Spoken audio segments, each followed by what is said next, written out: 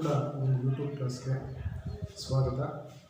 ನಾವು ಕಳೆದ ಒಂದು ಕ್ಲಾಸ್ನಲ್ಲಿ 9ನೇ ತರಗತಿಯ ತ್ರಿಭುಜಗಳು ಈ ಒಂದು ಅಧ್ಯಾಯಕ್ಕೆ ಸಂಬಂಧಪಟ್ಟ ಹಾಗೆ ಬಾಕೋಬಾ ಸರ್ವಸಮ್ಮತಿಯ ನಿಯಮದ ಬಗ್ಗೆ ತಿಳ್ಕೊಂಡಿದ್ದೀವಿ.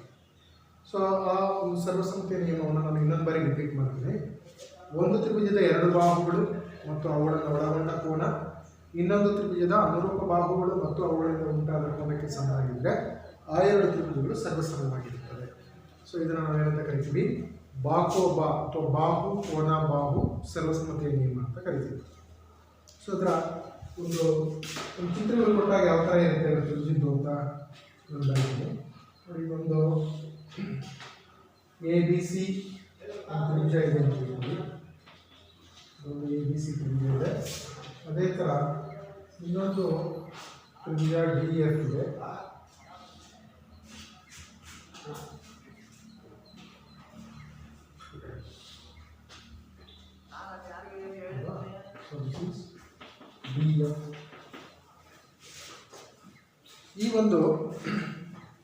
ಈ ಎರಡು ತ್ರಿಭುಜದಲ್ಲಿ ನೋಡಿ, ತ್ರಿಭುಜ ಎ ಬಿ ಸಿ ಮತ್ತು ತ್ರಿಭುಜ ಡಿ ಎಫ್ಗಳಲ್ಲಿ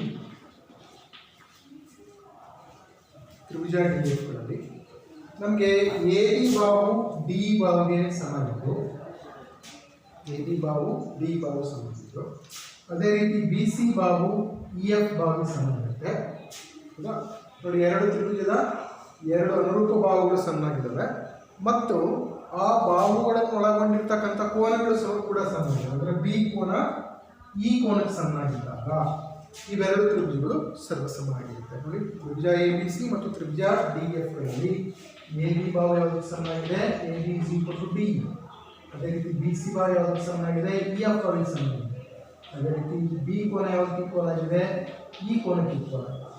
ಸೊ ಈ ಮೂರು ಅಂಶಗಳು ಸಮನಾಗಿದ್ದಾಗ ಈ ಎರಡು ತ್ರಿಭುಜಗಳನ್ನು ಏನಂತ ಕರೀಬೋದು? ನಾವು ಸರ್ವಸಮ ತ್ರಿಭುಜಗಳು ಅಂತ ಕರೀಬೋದು. ಸೊ ತ್ರಿಭುಜ ಎ ಬಿ ಸಿ ಸರ್ವಸಮ ತ್ರಿಭುಜ ಡಿ ಎಫ್ ಯಾವ ಸಿದ್ಧಾಂತದ ಮೇಲೆ? ಬಾಕೋಬಾ ಸಿದ್ಧಾಂತ. ಬಾಕೋಬಾ ಸಿದ್ಧಾಂತದಿಂದ ಈ ಎರಡು ತ್ರಿಭುಜಗಳನ್ನು ಸರ್ವಸಮ ತ್ರಿಭುಜಗಳು ಅಂತ ಕರೀತೀವಿ.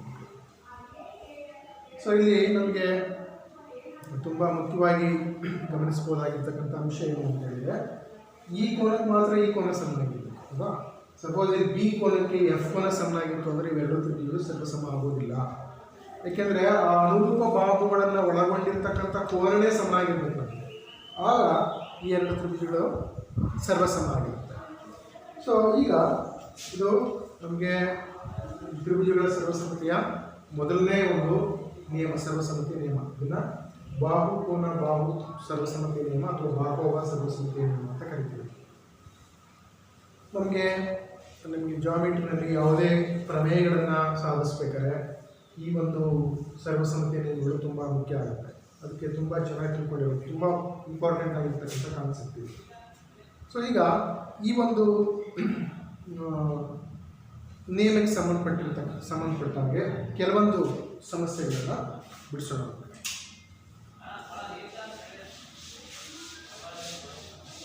ಸಮಸ್ಯೆ ಈ ಥರ ಇದೆ. ಇದೊಂದು ಚಿತ್ರ ಕೊಟ್ಟಿದ್ದಾರೆ. ಚಿತ್ರದಲ್ಲಿ OA is equal to OB, OA is equal to OB ಮತ್ತು OD is equal to OC, OD is equal to OC ಆದಾಗ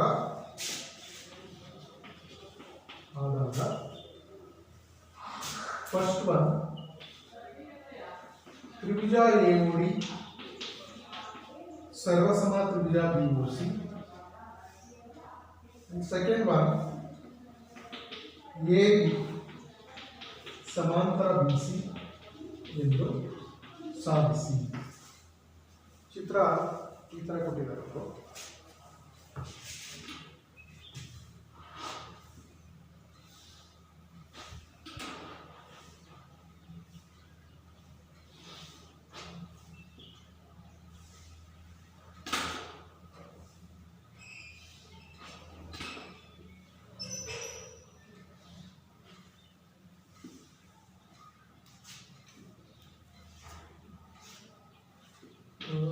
A B C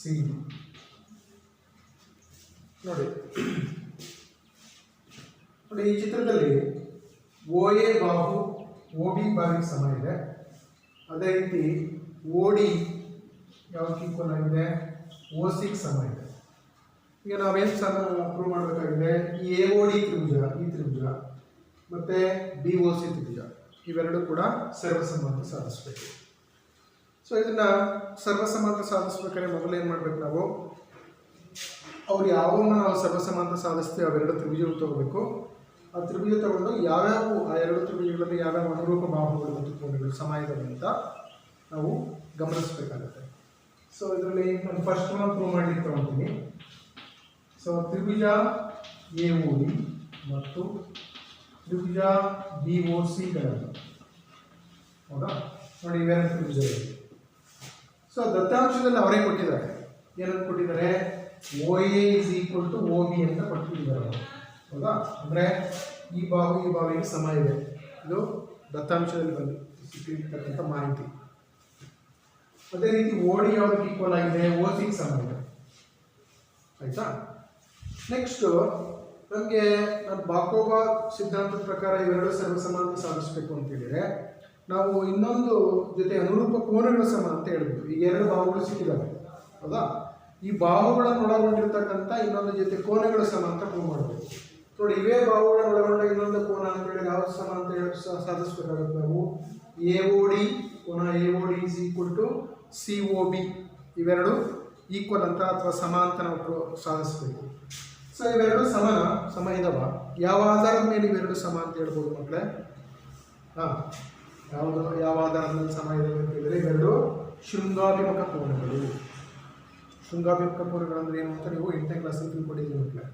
ಅಂದರೆ ಒಂದು ಸರಳ ರೇಖೆ ಇನ್ನೊಂದು ಸರಳ ರೇಖೆಯನ್ನು ಛೇದಿಸಿದಾಗ ಶೃಂಗಬಿಂದುವಿಗೆ ಅಭಿಮುಖವಾಗಿ ಉಂಟಾಗಿರ್ತಕ್ಕಂಥ ಕೋನಗಳು ಸಮ ಆಗಿರ್ತವೆ, ಆಯಿತಾ. ಸೊ ಅದರಿಂದ ಎ ಓ ಡಿ ಕೋನ A O D is equal to ಕೋನ ಸಿ ಓ ಡಿ, ಇವೆರಡು ಸಮ. ಕಾರಣ ಶೃಂಗಾಭಿಮುಖ ಕೋನಗಳು. ನೋಡಿ ಇವೆರಡು ಯಾಕೆ ಸಮ ಅಂತ ಹೇಳಿದ್ರೆ ಇವೆರಡು ದತ್ತಾಂಶ ಅವರೇ ಕೊಟ್ಟಿರೋ ಮಾಹಿತಿ. ನೋಡಿ ಈಗ ನಮಗೆ 3 ಅಂಶಗಳು ಸಮ ಆಗುತ್ತೆ. ಎರಡು ಜೊತೆ ಬಾಹುಗಳು ಅವುಗಳನ್ನು ಒಳಗೊಂಡಿರ್ತಕ್ಕಂಥ ಒಂದು ಜೊತೆ ಕೋನ ಸಮ ಇದೆ. ಸಮ ಇರೋದ್ರಿಂದ ನಾವೇನಂತ ಹೇಳ್ಬೋದು, ಬಾಹು ಕೋನ ಬಾಹು ಸಿದ್ಧಾಂತದ ಪ್ರಕಾರ ಇವೆರಡು ಸರ್ವಸಮ ತ್ರಿಭುಜಗಳು ಅಂತ ಕರೀಬೋದು. ದೇಶೋ ತ್ರಿಭುಜ ಎ ಓ ಡಿ ಸರ್ವಸಮ ತ್ರಿಭುಜ ಬಿ ಓ ಸಿ. ಸೊ ಯಾವ ಆಧಾರದ ಸಮ ಅಂತ ಹೇಳ್ಬೋದು, ಸರ್ವಸಮ ಅಂತ ಹೇಳ್ಬೋದು, ಬಾಕೋಬ ಸರ್ವಸಮತೆಯ ಪ್ರಕಾರ ಇವೆರಡು ಸರ್ವಸಮ ಅಂತ ಹೇಳ್ಬೋದು. ಸೊ ಈಗ ಇದರಲ್ಲಿ ನಾವು ಏನನ್ನು ಸಾಧಿಸಿದ್ವಿ ಅಂದರೆ ಮೊದಲನೇ ಒಂದು ಭಾಗವನ್ನು ಸಾಧಿಸಿದ್ವಿ, ಅಂದರೆ ಎ ಓ ಡಿ ತ್ರಿಭುಜ ಬಿ ಓ ಸಿ ಇವೆರಡು ಸರ್ವಸಮ ಅಂತ ಸಾಧಿಸಿದ್ವಿ, ಆಯಿತಾ. ಸೊ ಈಗ ನೆಕ್ಸ್ಟು ನಾವೇನನ್ನು ಸಾಧಿಸಬೇಕು, ಎ ಬಿ, ಹೌದಾ, ಸರ್ವಸಮ ಸರಿ ಎ ಡಿ ಅನ್ನೋದು ಎ ಡಿ ಸಮಾಂತರ ಬಿ ಸಿ ಅಂತ ಸಾಧಿಸ್ಬೇಕು ನಾವು. ಅಂದರೆ ಎ ಡಿ ಬಾಹು ಬಿ ಸಿ ಬಾಹುಗೆ ಸಮಾಂತರ ಅಂತ ಹೇಳೋದು. ನೋಡಿ ಯಾವುದೇ ಎರಡು ಬಾಹುಗಳನ್ನು ನಾವು ಸಮಾಂತರ ಅಂತ ಹೇಳ್ಬೇಕಾದ್ರೆ ನಮಗೆ ಅವುಗಳಿಂದ ಉಂಟಾಗಿರ್ತಕ್ಕಂಥ ಪರ್ಯಾಯ ಕೋನಗಳು ಸಮನಾಗಿರಬೇಕು. ಪರ್ಯಾಯ ಕೋನಗಳು ಸಮನಾಗಿದ್ದಾಗ ಕೋನಗಳು ಬಾಹುಗಳು ಸಮಾಂತರ ಇರ್ತವೆ, ಅಥವಾ ಬಾಹುಗಳು ಸಮಾಂತರ ಇದ್ದಾಗ ಪರ್ಯಾಯ ಕೋನಗಳು ಸಮ ಇರ್ತವೆ. ಇದನ್ನು 8ನೇ ಕ್ಲಾಸಲ್ಲಿ ನಾವು ತಿಳ್ಕೊಂಡಿದ್ದೀವಿ. ಸೊ ಇಲ್ಲಿ ನಮ್ಗೆ ಇದರಲ್ಲಿ ಸೆಕೆಂಡ್ ಪಾರ್ಟನ್ನು ಪ್ರೂವ್ ಮಾಡಬೇಕಾದ್ರೆ ಈಗ ಆಲ್ರೆಡಿ ಒಂದನ್ನು ನಾವು ಸಾಧಿಸಿದ್ವಿ, ಏನೋ ಇಲ್ಲಿ ಎ ಓ ಡಿ ತ್ರಿಭುಜ ಬಿ ಓ ಸಿ ತ್ರಿಭುಜ ಎರಡೂ ಸರ್ವಸಮ ಆಗಿದ್ದಾರೆ ಅಂತ. ಸೊ ಎರಡೂ ತ್ರಿಭುಜಗಳು ಸರ್ವಸಮ ಆಗಿದ್ದರೆ ಇನ್ನು ಸರ್ವಸಮತೆಯ ನಿಯಮದ ಪ್ರಕಾರ ಉಳಿದಿರ್ತಕ್ಕಂಥ ಎಲ್ಲ ಅನುರೂಪ ಭಾವಗಳು ಎಲ್ಲರ ಅನುರೂಪ ಕೋನಗಳು ಸಮ ಆಗಿರ್ತವೆ. ಸರ್ವಸಮತೆ ನಿಯಮ ನಾವು ತಿಳ್ಕೊಳ್ಳೋದೇ ಈ ಉದ್ದೇಶದಿಂದ. ಅಂದರೆ ಎರಡು ತ್ರಿಭುಜಗಳಲ್ಲಿ ಒಟ್ಟು ಏನು 6 ಅಂಶಗಳೇನಿವೆ, ಹೌದಾ, ಆ 6 ಅನುರೂಪ ಅಂಶಗಳು ಸಮಾಂತರ ಪ್ರೂವ್ ಮಾಡೋ ಅವಶ್ಯಕತೆ ಇಲ್ಲ.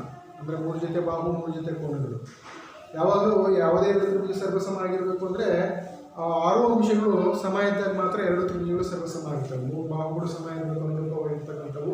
ಅದೇ ರೀತಿ ಅನುರೂಪವಾಗಿರ್ತಕ್ಕಂಥ 3 ಕೋನಗಳು ಕೂಡ ಸಮ ಇರಬೇಕು. ಆದರೆ ಈ ಸರ್ವಸಮತೆ ನಿಯಮಗಳನ್ನು ಬಳಸಿಕೊಂಡು ನಾವು ಯಾವುದಾದ್ರೆ 3 ಅನುರೂಪ ಅಂಶಗಳು ಸಮ ಆಗಿದ್ರೆ ಇನ್ನು ಆಟೋಮೆಟಿಕಲಿ ಉಳಿದಿರ್ತಕ್ಕಂಥ 3 ಅನುರೂಪ ಅಂಶಗಳು ಸಮ ಇರ್ತವೆ.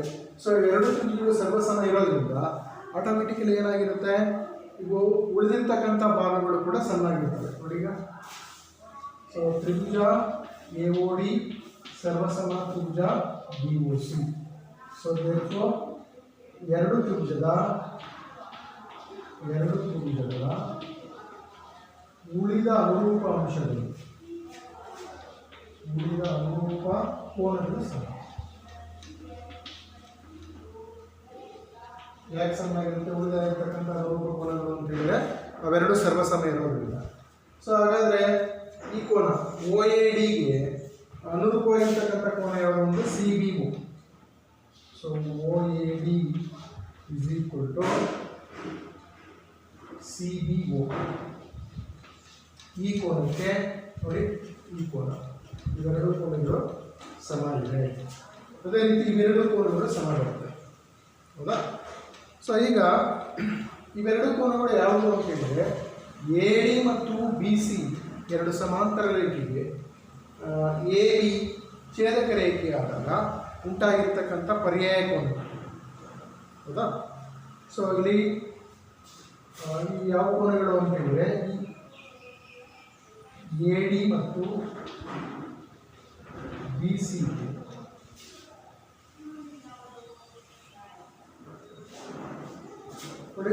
ಇವೆರಡು AD ರೇಖೆ ಮತ್ತು BC ರೇಖೆ, ಹೌದಾ? ಇವೆರಡು ರೇಖೆಗೆ ಒಂದು ವೇಳೆ ನಮಗೆ AB ಛೇದಕ ರೇಖೆ ಆದಾಗ ಉಂಟಾಗಿರ್ತಕ್ಕಂಥ ಪರ್ಯಾಯ ಕೋನಗಳು ಸಮ. ಸೊ AD ಮತ್ತು BC ರೇಖಾಖಂಡಗಳಿಗೆ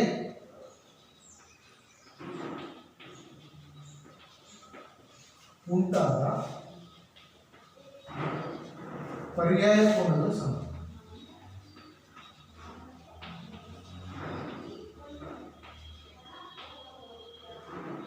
ಹೌದಾ? ಸೊ ಇವುಗಳಿಗೆ ಸಂಬಂಧಪಟ್ಟಿರ್ತಕ್ಕಂಥ ಒಂದು ಜೊತೆ ಪರ್ಯಾಯ ಕೋನಗಳು ಸಮ ಇರೋದ್ರಿಂದ ನಾವೇನಂತ ಹೇಳ್ಬೋದು ಅಂದರೆ, ಪರ್ಯಾಯ ಕೋನಗಳು ಸಮ ಇದ್ದಾಗ ಆಟೋಮೆಟಿಕಲಿ ಏನಾಗಿರುತ್ತೆ, ರೇಖೆಗಳು ಸಮಾಂತರ ಇರುತ್ತೆ.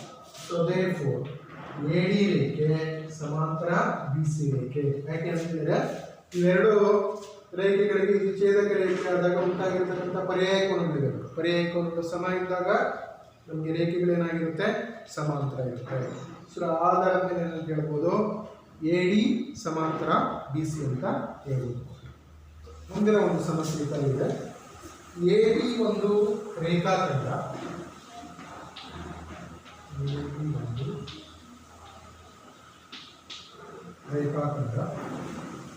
ಮತ್ತು ರೇಖೆ L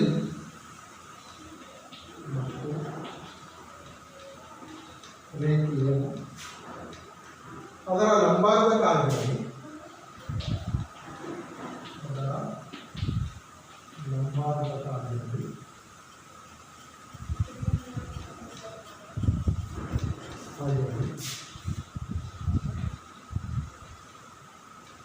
P ಬಿಂದು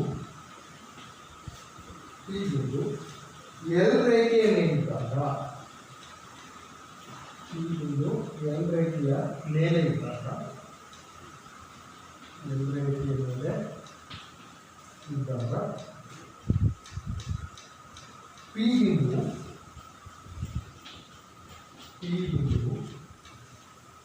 A ಮತ್ತು B ಗಳಿಂದ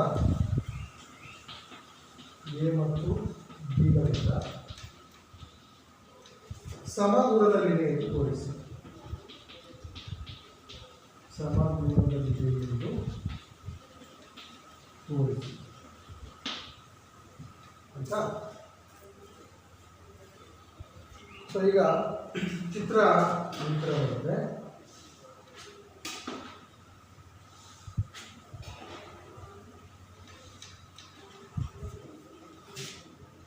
ಸೊ AB ಇದು P. ಸೊ ಈ P ರೇಖೆಯ ಮೇಲೆ L. ಸೊ ಇದನ್ನು C ಅಂತ ಆಯ್ತಲ್ಲ. ನೋಡಿ, ಸಮಸ್ಯೆಯನ್ನು ಇನ್ನೊಂದ್ಸರಿ ನೋಡ್ತೀವಿ. AB ಒಂದು ರೇಖಾಖಂಡ ಮತ್ತು ರೇಖೆ L ಅದರ ಲಂಬಾರ್ಧಕ ಆಗಿರಲಿ. ಯಾವುದರ ಲಂಬಾರ್ಧಕ? ಎ ಬಿನ ಲಂಬಾರ್ಧಕ ರೇಖೆ ಎಲ್ಲ ಆಗಿರಲಿ. ಎಲ್ ರೇಖೆಯ ಮೇಲೆ ಪಿ ಬಿಂದು ಇದ್ದಾಗ ಎ ಮತ್ತು ಬಿಗಳಿಂದ ಸಮದೂರದಲ್ಲಿದೆ ಎಂದು ತೋರಿಸಿ. ಸೊ ಈಗ ಸಮದೂರದಲ್ಲಿದೆ ಪಿ ಬಿಂದು ಎ ಮತ್ತು ಬಿಗಳಿಂದ ಸಮದೂರದಲ್ಲಿದೆ ಅಂದರೆ ಏನಂತ ಸಾಧಿಸ್ಬೇಕು ನಾವು? A P is equal to B P ಅಂತ ಸಾಧಿಸ್ಬೇಕು. ಹೌದಾ? ಸೊ ಈಗ ಎಲ್ ರೇಖೆ ಎ ಬಿಗೆ ಸೊಲ್ಯೂಷನ್ ಇದೆ. ಎಲ್ ರೇಖೆ ಎ ಬಿಗೆ ಏನಾಗಿದೆ? ಅದು ಲಂಬಾರ್ಧಕ ಆಗಿದೆ. ಸೊ ಅಂದರೆ ಲಂಬಾರ್ಧಕ ಅಂದರೆ ಲಂಬ ಆಗಿದೆ. ಎ ಬಿಗೆ ಲಂಬವಾಗಿದೆ. ಸೊ ಎ ಬಿಗೆ ಅದು ಲಂಬವಾಗಿದೆ ಅಂತ ಹೇಳಿ ನಮಗೆ ಇವೆರಡು ಕೋನ ಏನಾಗಿರುತ್ತೆ? ಪಿ ಸಿ ಎ ಕೋನ ಮತ್ತು ಪಿ ಸಿ ಬಿ ಕೋನ 90 ಡಿಗ್ರಿ ಸಮ ಇರುತ್ತೆ. P C A is equal to P C B is equal to 90 degree ಆಗುತ್ತೆ. ನೆಕ್ಸ್ಟ್ ಇದು ಎ ಮತ್ತು ಬಿಗಳಿಂದ ಸಮದೂರದಲ್ಲಿದೆ ಎಂದು ಸಾಧಿಸಿ. ಸೊ ಇಲ್ಲಿ ಪಿ ಬಿಂದು ಎ ಮತ್ತು ಬಿಗಳಿಂದ ಸಮದೂರದಲ್ಲಿದೆ ಅಂದರೆ ಏನು ಸಾಧಿಸಬೇಕು? A P is equal to B P ಎಂದು ಸಾಧಿಸಬೇಕು. So A P is equal to B P ಎಂದು ಸಾಧಿಸಬೇಕು. ಆಯಿತಾ? ಸೊ ಅದಕ್ಕೆ ಸಾಧಿಸಬೇಕಾದ್ರೆ ಈಗ ನಮಗೆ ಎರಡು ತ್ರಿಭುಜಗಳು ಸಿಕ್ಕಿದಾವೆ ಅಲ್ಲ. ಒಂದು ಯಾವುದು? ಎ ಬಿ ಸಿ ತ್ರಿಭುಜ, ಇನ್ನೊಂದು ಪಿ ಬಿ ಸಿ ತ್ರಿಭುಜ. ಸೊ ಈ ಎರಡು ತ್ರಿಭುಜಗಳನ್ನು ತೆಗೆದುಕೊಂಡು ನಾವು ಇವೆರಡನ್ನ ಸರ್ವಸಮ ಅಂತ ಸಾಧಿಸಿದ್ರೆ ಆಗ ಈ A P is equal to B P ಅಂತ ನಾವು ಸಾಧಿಸ್ಬೋದು.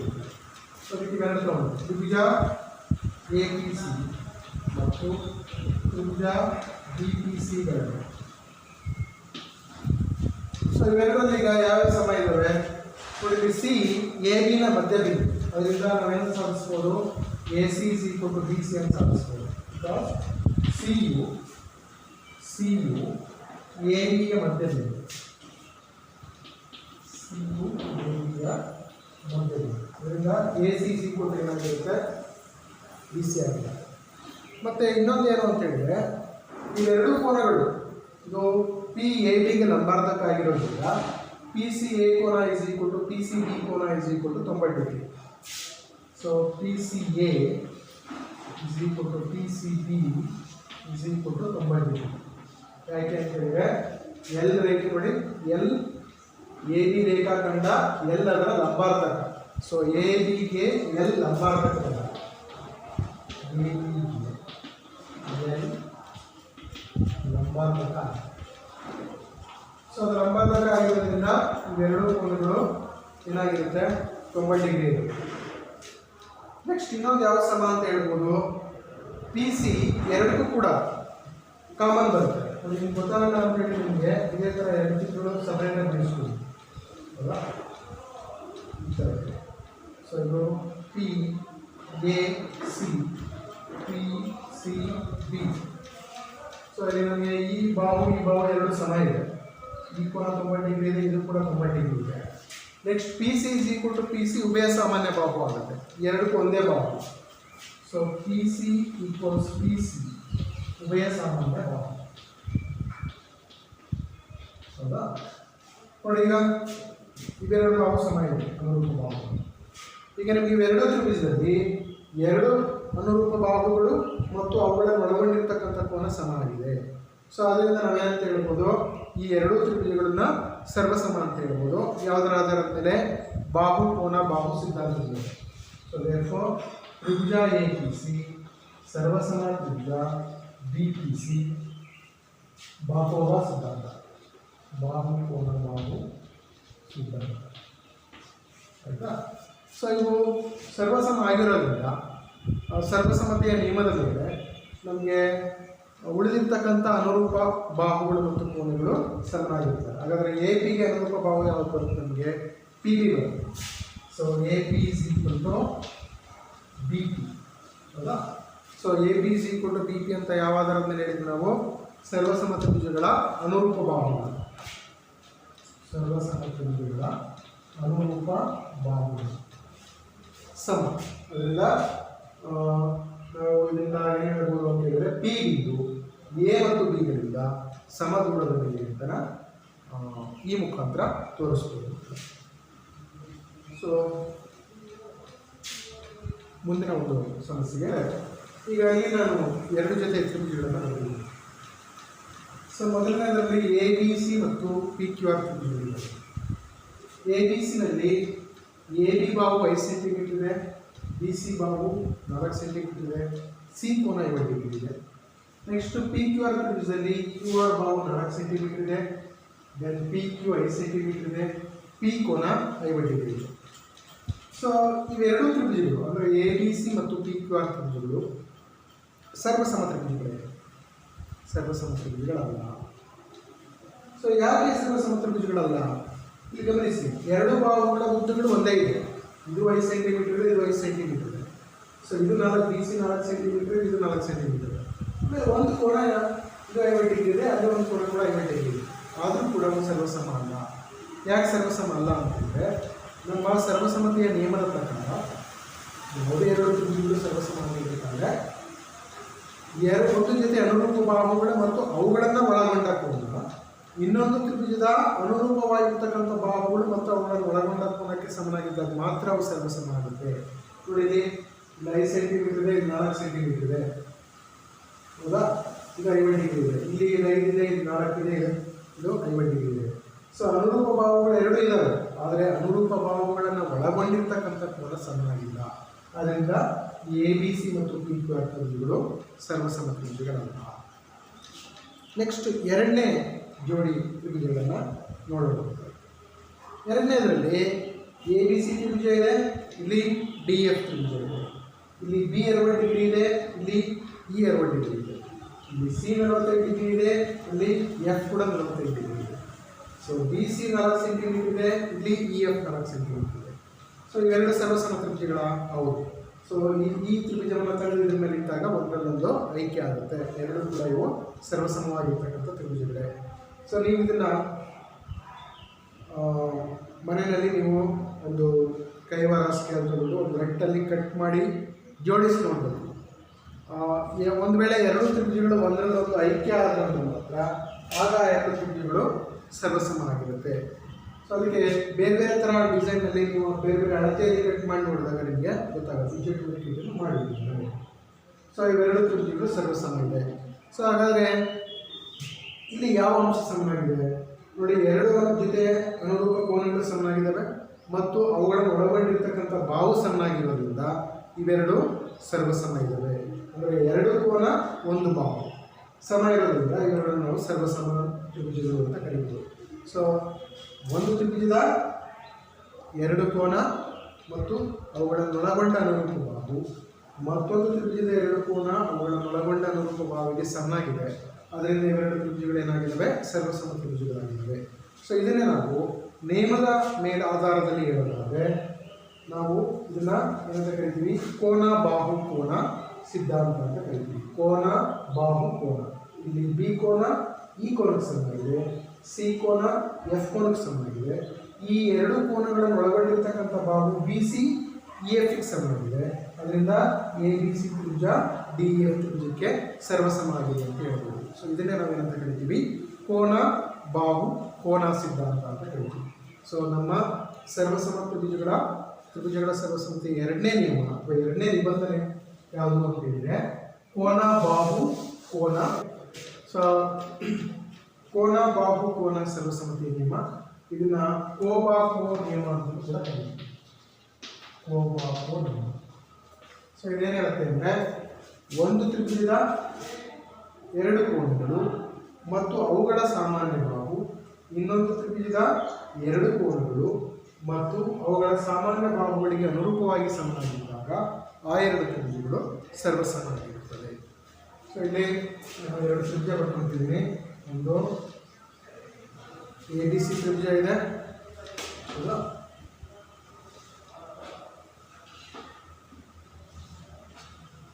ಸೊ ಇದು ಎ ಬಿ ಸಿ ತ್ರಿಭುಜ. ಇನ್ನೊಂದು ಡಿ ಎಫ್ ತ್ರಿಭುಜ ಇದೆ.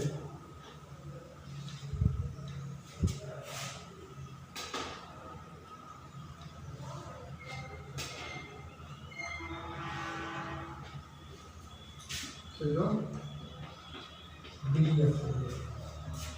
ಸೊ ಇದರಲ್ಲಿ ಬಿ ಸಿ ಬಾಹು ಇ ಎಫ್ ಬಾಹುವಿಗೆ ಸಮ ಇದೆ, ಮತ್ತು ಬಿ ಕೋನ ಇ ಕೋನಕ್ಕೆ ಸಮ ಇದೆ, ಸಿ ಕೋನ ಎಫ್ ಕೋನಕ್ಕೆ ಸಮ ಇದ್ದಾಗ ನೋಡಿ ಇಲ್ಲಿ ಏನಾಗಿದೆ, ಒಂದು ಬಾಹು ಅವುಗಳನ್ನು ಒಳಗೊಂಡಿರ್ತಕ್ಕಂಥ ಎರಡು ಕೋನಗಳು ಮತ್ತು ಇನ್ನೊಂದು ತ್ರಿಭುಜದ ಅನುರೂಪ ಬಾಹು ಅವುಗಳನ್ನು ಒಳಗೊಂಡಿರ್ತಕ್ಕಂಥ ಎರಡು ಕೋನಗಳಿಗೆ ಸಮ ಇದ್ದಾಗ ಇವೆರಡನ್ನು ನಾವು ಸರ್ವಸಮ ಅಂತ ಕರೀತೀವಿ.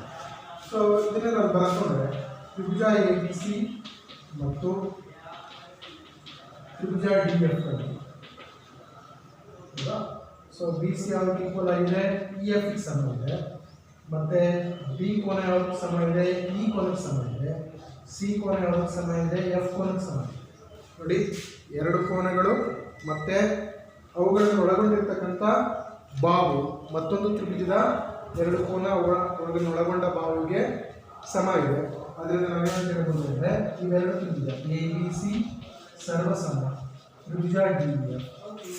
ಯಾವ ಸಿದ್ಧಾಂತದಿಂದ, ಕೋನ ಬಾಹು ಕೋನ ಈ ನಿಯಮದ ಪ್ರಕಾರ ಇವೆರಡನ್ನು ಕೂಡ ನಾವೇನಂತ ಕರಿಬೋದು, ಸರ್ವಸಮ ಅಂತ ಕರಿಬೋದು. ಇದರಲ್ಲಿ ಒಂದು ವೇಳೆ ನಾವು ಇದರಲ್ಲಿ ಎ ಬಿ ಬಾಹು ಡಿ ಬಾಹು ಏನಾದರೂ ಸಮ ಇತ್ತು ಅಂತ ಹೇಳಿದರೆ ಆಗ ಇವೆರಡು ಸರ್ವಸಮ ಆಗುತ್ತಾ ನೋಡೋಣ. ಸೊ ಇಲ್ಲಿ ಪ್ರಕರಣ ಒಂದು, A B is equal to D R. ನೋಡಿ ಎ ಬಿ ಬಾಹು ಡಿ ಬಾಹುಗೆ ಸಮ ಆದಾಗ ಅವಾಗಲೂ ಇವೆರಡು ಸರ್ವಸಮ ಆಗುತ್ತೆ ಅಥವಾ ಏನೋ ಗಮನಿಸ್ಬೋದು ಅಂತ ನೋಡಿ. So A B is equal to D ಇದೆ, ಹೌದಾ. ನೆಕ್ಸ್ಟು ಇದರಲ್ಲೇ ಏನಾಗಿದೆ, B C is equal to E F ಇದೆ. So B C is equal to E F. ಮತ್ತು ಬಿ ಕೋನ ಯಾವುದಕ್ಕೆ ಸಮನಾಗಿದೆ, ಪುನಃ ಬಿ ಇಸ್ ಈಕ್ವಲ್ ಟು ಪುನಃ ಇಗೆ ಸಮನಾಗಿದೆ. ಸೊ ಹಾಗೇನಾಯಿತು ನೋಡಿ, ಈ ಬಾಹು ಈ ಬಾವಿಗೆ ಸಮನಾಗಿದೆ, ಈ ಬಾಹು ಈ ಬಾವಿಗೆ ಸಮನಾಗಿದೆ. ಈ ಎರಡು ಜೊತೆ ಅನುರೂಪ ಬಾಹುಗಳನ್ನು ಒಳಗೊಂಡಿರ್ತಕ್ಕಂಥ ಬಿ ಕೋನ ಮತ್ತು ಈ ಕೋನಗಳ ಸಮ ಇದೆ. ಸೊ ಆಗ ಬಾಕೋಬಾ ಸರ್ವಸಮತೆ ನಿಯಮದ ಪ್ರಕಾರ ಇವೆರಡು ಏನಾಗುತ್ತೆ, ಅವಾಗ ಸರ್ವಸಮ ಆಗುತ್ತೆ. ಸೊ ದೇರ್ಫೋರ್ ತ್ರಿಭುಜ ಎ ಬಿ ಸಿ ಸರ್ವಸಮ ತ್ರಿಭುಜ ಡಿ ಎಫ್ ಬಾಕೋಬಾ ಬಾಕೋಬಾ ಸರ್ವಸಮತೆ ನಿಯಮದ ಪ್ರಕಾರ ಇವೆರಡನ್ನು ಏನಂತ ಹೇಳ್ಬೋದು, ನಾವು ಸಮ ಅಂತ ಹೇಳ್ಬೋದು. ಸೊ ಈಗ ಇದರಲ್ಲೇ ನಮಗೆ ಎರಡನೇ ಪ್ರಕರಣ ಬರುತ್ತೆ. ಎರಡನೇ ಪ್ರಕರಣದಲ್ಲಿ A B is equal to A B ಬೆಲೆ ಡಿಗಿನ ಜಾಸ್ತಿ ಆಗುತ್ತೆ. ಸೊ ಪ್ರಕರಣ ಎರಡರಲ್ಲಿ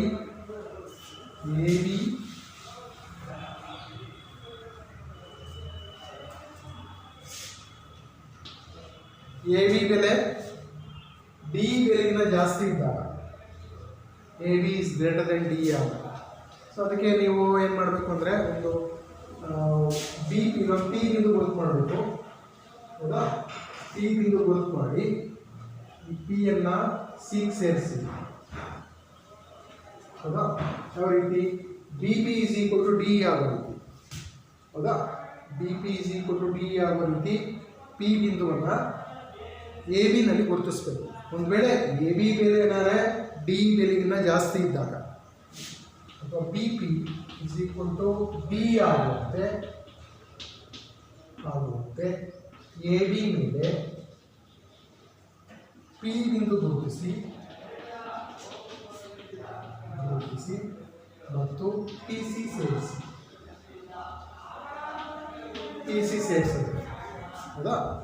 ಸೊ ಆಗ ನಮಗೆ B P is equal to ಏನಾಗಿದೆ, ಡಿ ಆಗಿದೆ. B P is equal to D ನಾವು ರಚನೆಯಿಂದ ಮಾಡ್ತಿದ್ದೀವಿ, ರಚನೆ, ಹೌದಾ. ಅಂದರೆ ಈ B P is equal to ಏನಾಗಿದೆ, ಡಿ ಆಗಿದೆ. ನೆಕ್ಸ್ಟು ಬಿ ಕೋನ ಯಾವುದಕ್ಕೆ ಸಮನಾಗಿದೆ, ಈ ಕೋನಕ್ಕೆ ಸಮನಾಗಿದೆ. ಪುನಃ ಬಿ ಇಸ್ ಈಕ್ವಲ್ ಟು ಪುನಃ ಇ. ಇದು ಎಕ್ಸ್ ಸಿಕ್ಸ್ ನಮಗೆ ದತ್ತಾಂಶದಿಂದ. ಅದೇ ರೀತಿ B C is equal to ಏನಾಗಿದೆ, ಇ ಎಫ್ ಆಗಿದೆ. B C is equal to E F. ನೋಡಿ ಈಗಲೂ ಕೂಡ ನೋಡಿ ಈ ಬಾವಿಗೆ ಸಮ ಇದೆ, ಈ ಕೋನಕ್ಕೆ ಸಮ ಇದೆ, ಈ ಬಾವಿಗೆ ಸಮ ಇದೆ. ಸೊ ಇಲ್ಲಿ ಎರಡು ಅನುರೂಪ ಭಾವಗಳು ಮತ್ತು ಅವುಗಳನ್ನು ಒಳಗೊಂಡಿರ್ತಕ್ಕಂಥ ಕೋನ ಮತ್ತೊಂದು ತ್ರಿಭುಜದ ಎರಡು ಅನುರೂಪ ಭಾಗಗಳು ಅವುಗಳನ್ನು ಒಳಗೊಂಡಿರ್ತಕ್ಕಂಥ ಕೋನಕ್ಕೆ ಸಮ ಇದೆ. ಅದರಿಂದ ನಾವೇನಂತ ಕರೀಬೋದು, ಇವೆರಡು ತ್ರಿಭುಜಗಳನ್ನು ಸರ್ವಸಮ ಅಂತ ಕರೀಬೋದು. ಯಾವ ಸಿದ್ಧಾಂತದ ಆಧಾರದ ಮೇಲೆ? ಬಾಹು ಕೋನ ಬಾಹು ಸಿದ್ಧಾಂತದ ಆಧಾರದ ಮೇಲೆ. ತ್ರಿಭುಜ BPC ಸರ್ವಸಮ ತ್ರಿಭುಜ DF. ಹೌದಾ? BPC ತ್ರಿಭುಜ DF ತ್ರಿಭುಜಕ್ಕೆ ಸರ್ವಸಮ ಅಂತ ಸೇರಿಸ್ಬೋದು. ಯಾವುದರ ಆಧಾರದ ಮೇಲೆ ಅಂತ ಹೇಳಿದ್ರೆ ಬಾಹು ಕೋನ ಬಾಹು ಸಿದ್ಧಾಂತ, ಅದರ ಆಧಾರದ ಮೇಲೆ ಇವೆರಡು ತ್ರಿಭುಜಗಳ ಮೇಲೆ ಅಂತ ಹೇಳ್ಬೋದು ಸರ್ವಸಮ ಅಂತ ಹೇಳ್ಬೋದು. ಸೊ ಇದು ಎರಡನೇ ಒಂದು ಪ್ರಕರಣ. ಈಗ DF ತ್ರಿಭುಜಕ್ಕೆ ಸರ್ವಸಮ ಆಗಿತ್ತು ಅಂತ ಹೇಳಿದ್ರೆ ಸರ್ವಸಮತೆಯ ನಿಯಮದ ಪ್ರಕಾರ ಉಳಿದಿರ್ತಕ್ಕಂಥ ಅನುರೂಪ ಕೋನಗಳು ಮತ್ತು ಬಾಹುಗಳು ಸಮನಾಗಿರ್ತವೆ. ಅದರಿಂದ ಈ PC ಕೋನ PCB is equal to ಕೋನ PCB is equal to BFE.